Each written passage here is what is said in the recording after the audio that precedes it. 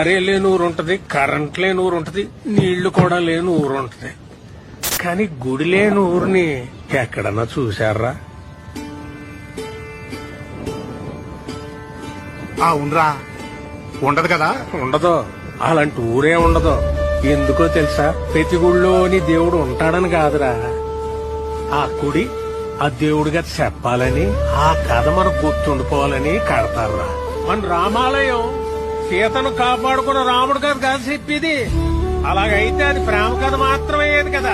ఆహా, రాముడి సమస్య తనదనుకున్న హనుమంతుడి కథ.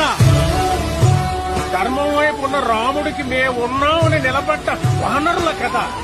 అధర్మంపై గెలవడానికి యుద్ధం చేసిన సైన్యం కథ అది.